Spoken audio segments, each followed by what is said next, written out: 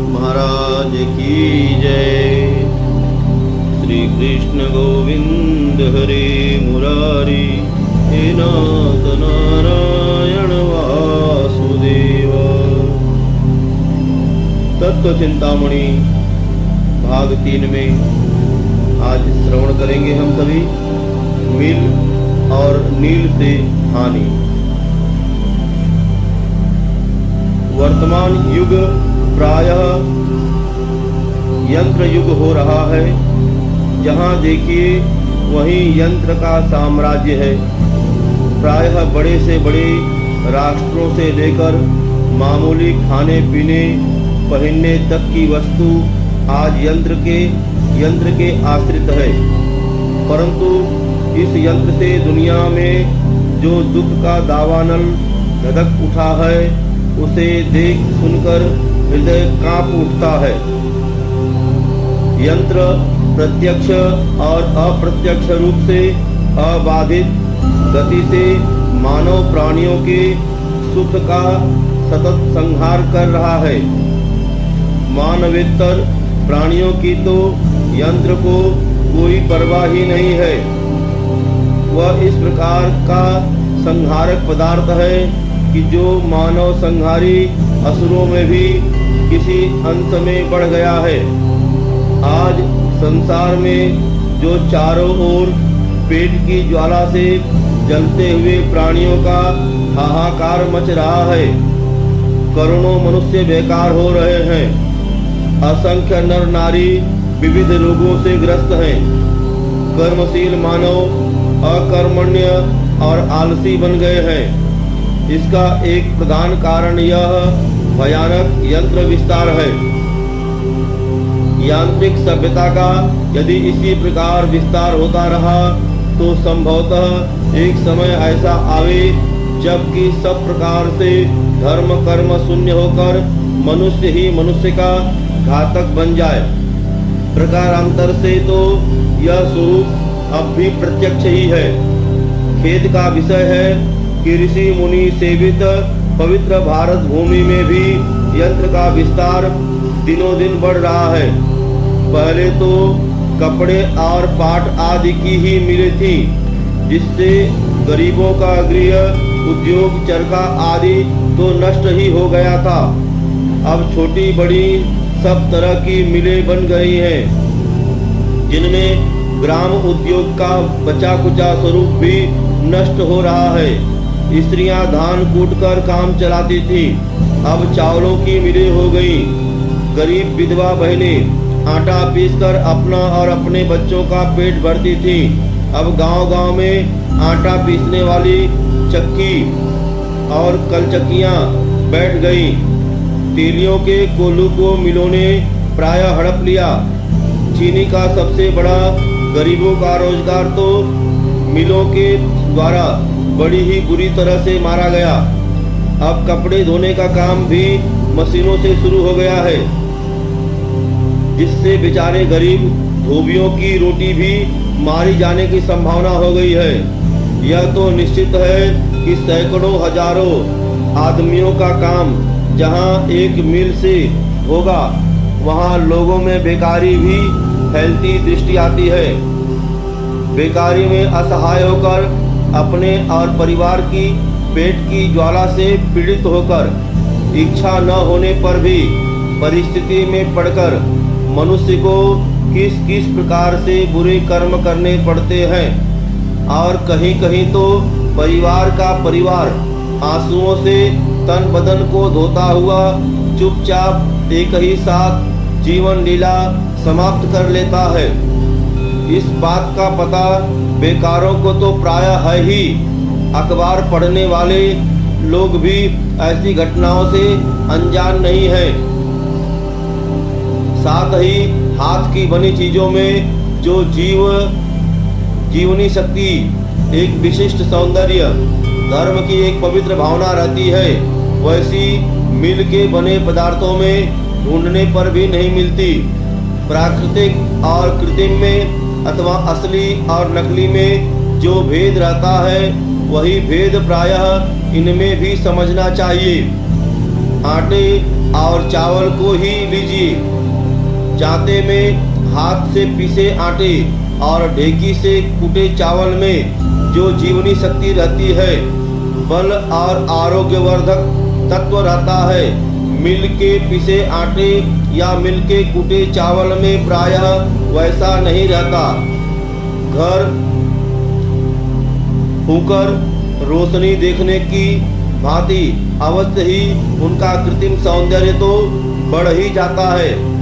अभी berry berry रोग के संबंध में जांच पड़ताल होने पर यह बात निश्चित हो चुकी है कि इस रोग के उत्पन्न और विस्तार होने में आटा, चावल आदि मिलों के पिसे कुटे पदार्थ ही विशेष कारण रूप है। यही हाल चीनी का है, जो जीवन तत्व ग्रामों के हाथों से बने गुड़ में है, उससे अनेकों हिस्से कम हाथ की बनी चीनी में है। और मिल की बनी चीनी में कहा जाता है कि जीवन तत्व विटामिन बहुत ही कम है।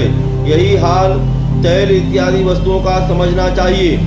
चीनी की मिलों में सिरे की, धान कलों में चावल के पानी की तथा मिल के चावल से बने हुए भात की दुर्गंध से स्वास्थ्य की भयानक हानि होती है। ऐसी अवस्था में इन वस्तुओं के प्रचार से देश के स्वास्थ्य का कितना अधिक नाश होगा, इस पर विचार करने से भविष्य बहुत ही भयानक प्रतीत होता है। मिलों के अधिक प्रचार से मशीनों की खरीदी में विदेश में जो धन जाता है उसकी संख्या भी थोड़ी नहीं है। साथ ही मिलों में काम करने वाले गरीब मजदूर भाई बहनों के स्वास्थ्य की ओर यदि देखा जाए तो उसमें भी बड़ी हानि मालूम होती है।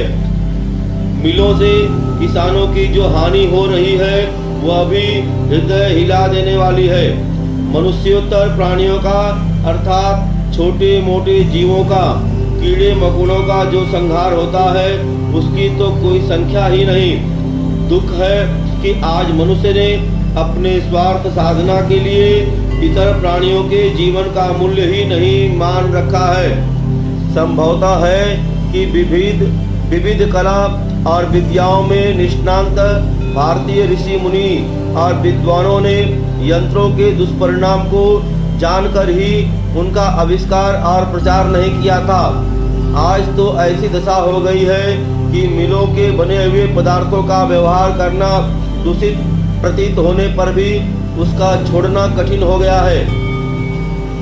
हमारे व्यापार में, हमारी आजीविका के साधनों में और हमारी घर गृहस्थी में मिल का इतना अधिक प्रवेश हो गया है कि दोष प्रतीत होने पर भी सहसा उसे निकाल देना असंभव नहीं तो बहुत ही कठिन है। मेरा तो यहाँ पर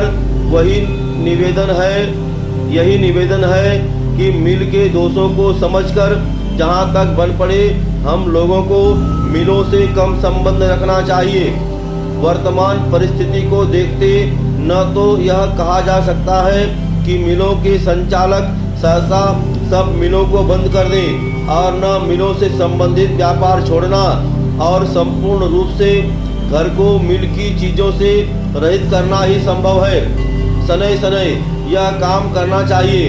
जहाँ तक हो सके मिलों से संबंध हटाकर ग्राम उद्योगों से संबंध जोड़ना, उनको पुनर्जीवित करना और उनका विस्तार प्रत्येक सहृदय देशवासी का अपने देश, जाति, धर्म और स्वास्थ्य के लाभ के लिए अति आवश्यक कर्तव्य है। खास करके उन लोगों से निवेदन है कि जो अपने व्यक्तिगत जीवन में और अपने घरों में मिलों की बनी वस्तुओं का व्यवहार करना आवश्यक समझते हैं या करते हैं, वे भाई बहन यदि मिल की बनी वस्तुओं के बदले हाथ की बनी वस्तुओं का व्यवहार करना आरंभ कर दें। अवश्य ही ऐसा करने में उन्हें अपनी शौकीनी की वासना को और बाहरी सजावट के प्रलोभन को कुछ कम करना होगा, तो सहज ही मिल का विस्तार कम हो सकता है और ग्राम उद्योग की श्री वृद्धि होने के फलस्वरूप गरीब भाई बहनों की जीवन रक्षा, देश के स्वास्थ्य की उन्नति, देश के धन का संरक्षण, बेकारी का नाश और आलस्य और अकर्मण्यता का लोभ और धर्म की वृद्धि हो सकती है। यह बात ध्यान में रखनी चाहिए कि हाथ से बनी वस्तुओं का निर्माण करने में जितनी धार्मिक भावना रहती है उतनी मील के काम में नहीं रह सकती। उदाहरण स्वरूप चीनी को ही लीजिए। आजकल चीनी को चमकदार बनाने के लिए उसमें नील मिला दी जाती है। हमारे शास्त्रों के अनुसार नील सर्वथा हानिकर और धर्मनाशक और अशुभ को पैदा करने वाली है। सर्वज्ञ ऋषि मुनियों ने इस विषय पर क्या लिखा है और कहाँ तक नील के व्यवहार में हानि बतलाई है, इसका पता नीचे उद्धृत किए हुए कुछ श्लोकों से लग सकता है। जैसे एक पंक्ति उपविष्टानाम भोजनेषु पृथक पृथक यद्एको लभते नीली सर्वे तो शुचया स्मृता यस्य पटे पट्टसूत्रे नील रिक्तो ही दृश्यते तीर्रात्रं तस्य तातव्यं सहसा आश्चर्योपवासिनः। अत्रि संहिता में पेज संख्या 244, श्लोक संख्या 244 और 245। भोजन के निमित्त एक ही पंक्ति में पृथक पृथक बैठे हुए अनेकों मनुष्यों में से यदि एक मनुष्य भी नील का वस्त्र पहने हो तो वे सभी मनुष्य अपवित्र माने जाते हैं। उस समय जिसके साधारण या रेशमी वस्त्र में नील से रंगा हुआ अंश दिख जाए उसे त्रिरात्र व्रत करना चाहिए और उसके साथ बैठने वाले शेष मनुष्य उस दिन उपवास करें। और इस नील के विषय में हमारे स्कंद पुराण में भी आया है कि नील बहुत ही अशुद्ध और अपवित्र वस्तु है, इसका सर्वथा त्याग करना चाहिए।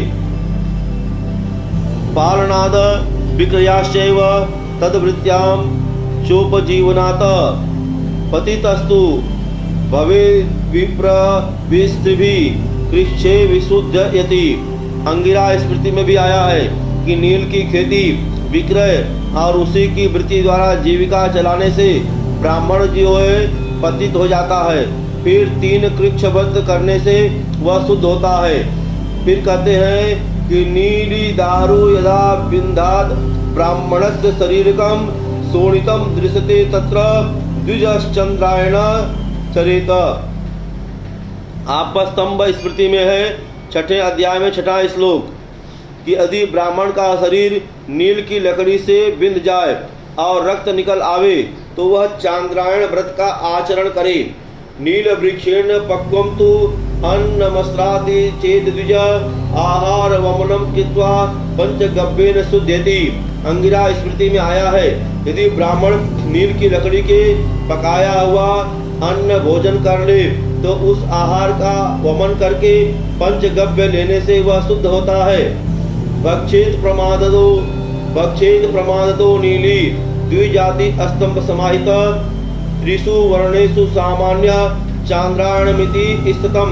अंगिरा स्मृति में है यदि द्विज ब्राह्मण क्षत्रिय वैश्य असावधानतावश नील भक्षण कर ले तो तीनों द्विजातियों के लिए सामान्य रूप से चांद्रायण व्रत करना बतलाया गया है।